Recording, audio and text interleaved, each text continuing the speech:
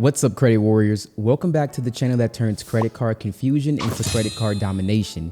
Now, let me ask you something. Have you ever applied for a Capital One card, got denied and thought, what did I do wrong? Or maybe you got approved and then never heard from Capital One again. No upgrades, no credit limit increases, just a card sitting in your sock drawer collecting dust.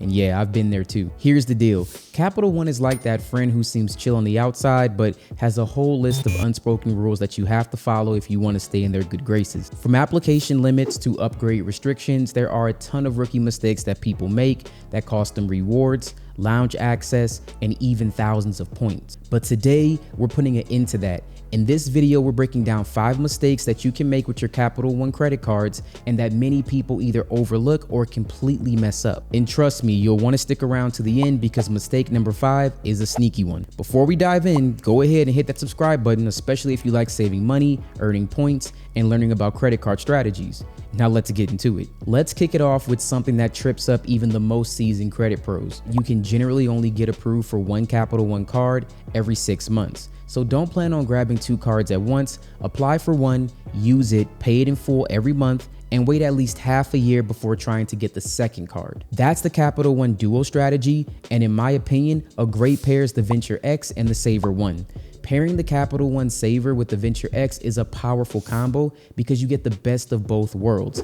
High cash back on everyday spending like dining, groceries, and entertainment with the Savor, and premium travel rewards, lounge access, and 2x miles on everything else with the Venture X. Use the Savor for your daily expenses and the Venture X for travel and big purchases, and you'll maximize rewards while stacking valuable perks like travel credits, anniversary miles, and of course, no foreign transaction fees. Now, before you even think about applying, use Capital One's pre-approval tool. Why? Because the pre-approval process allows you to avoid hard inquiries to your credit report. So if for some reason you're not pre-approved, your credit score won't take a hit. Just search for Capital One pre-approval on Google, plug in your info, including your social, and the system will show you which credit cards you're likely to be approved for. Remember, it's not a guarantee, but if it says that you're pre-approved, you've got a solid chance of success. If you're aiming for that sign-up offer, you'll want to wait until you qualify for the excellent credit card version. And real quick, if this is helping you out so far, hit that subscribe button if you haven't already. It lets YouTube know this kind of content is valuable, and it helps the channel grow so I can keep bringing you these amazing credit card strategies. Okay, let's get back to it. Let's talk about limits. When you apply for a credit card with Capital One, the issuer will determine what your credit limit will be. It could be as low as $300 or $500, or it could be above $10,000. It depends on a lot of factors, including your credit score, your income, utilization, payment history, and a whole lot more. But just because you start with a lower limit doesn't mean you have to stay there. Here's what some people don't know. You can grow your credit limit, but you've got to feed the system the right way. First, use the card.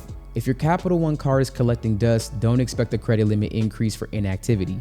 Card issuers track your usage and your payment habits. So show the card some love, make some purchases, pay in full, and be consistent. Second, you can request your credit limit increase through the Capital One app. Just open the app, tap Profile, go to Account and Feature Settings, select your card, and choose the credit limit increase option. Third, update your income. If you've recently landed a brand new job or started a new side hustle, you should let Capital One know. Also, remember your full household income should be reported, not just yours. Bottom line, updating your income and increasing the activity on your card can make the difference between a $500 limit that stays stagnant for years and a $5,000 limit that grows with you. If you have a cashback card like the Quicksilver and a travel rewards card like the Venture X, here's a trick most people don't know. You are able to convert your cash back into Capital One miles at a 1-to-1 ratio. So why does this matter? Because miles can be redeemed at much higher values. 1 cent of cash back becomes 1 mile, but those miles may actually be worth 1 to 1.2 cents each when transferred to an airline partner and redeemed for premium travel. This lesser known move can easily increase the value of your rewards, so if you're holding both a cashback and a miles card, you might be sitting on a hidden gem. Capital One doesn't currently have direct partnership with Delta, United, or American, but you can still book these flights using Capital One points. And here's how. Transfer miles to Turkish Airlines to book United flights, or transfer to British Airways to book American Airlines. If you want to fly Delta, transfer your miles to Virgin Atlantic to use their system to grab those seats. Some partners like Eva Air or JetBlue aren't great because of poor transfer ratios or inflated award charts, but with smart planning, Capital One miles can unlock domestic and international travel that you'd never expect. So there you have it, 5 Capital One mistakes you might be making, but if avoided, it could make a huge difference in how you earn and redeem your rewards,